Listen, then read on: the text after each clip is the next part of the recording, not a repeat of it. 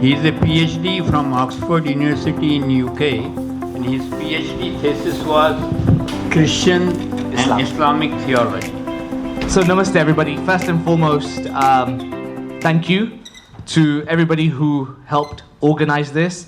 Thank you to Ramesh ji for allowing this to happen, and thank you to all of you to take out your evenings and come to this event. I went to India for the first time when I was 22 years old, backpacking. And let me confess to you that I cannot really, मेरी हिंदी ठीक है, मैं इतना बोल सकता हूँ, but I can't read and write. I can't read and write Marathi.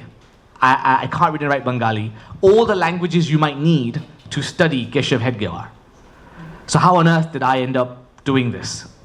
So essentially, I have a premise, and I still live by this premise. My premise is that it's increasingly obvious to me that the world needs to understand India. And it's important for India to understand the world and its place in the world. And my contention is, growing up in the UK and in the years that I did, that I can tell you, nobody in the West really understands India. No matter how much Indians in India think they've arrived on the world stage, they haven't. India is still not on the table. India is in the room, it's not on the table.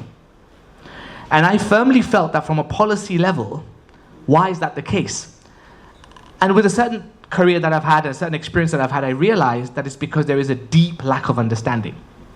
My contention is that you cannot understand modern India unless you understand the RSS. In the Indian Western Academy, Keshav Hedgewar is a Hindu bigot, fascist, orthodox, backwards, regressive. Broadly put, they're the framing. So, okay, I could read those things, and I did extensively. I challenged the academics that were writing these things. And it dawned on me that not a single one of them, can you believe, up to this point, has had any access to primary data of Keshav Hedgewar. So I started writing letters to the RSS. I said, look, and of course I read all the RSS literature in English of Keshav Hedgewar. Because that literature of the RSS was written in the 60s, 70s, 80s, and 90s. And those were written for internal consumptions amongst the organization, for the organization. It was never written for academics. It was never written for journalists. It was never written for scholars. Where I can go to the depths, the tribal villages in Arunachal Pradesh, and I will find RSS Swayamsevaks working in those jungles. And then I can go to a swanky bar in South Mumbai talking about international trade, and the lawyer next to me will be a RSS guy. I can go to an Indian Chamber of Commerce in any city, and I'll find somebody from the RSS. They control 30,000 high schools in the country, hundreds of hospitals.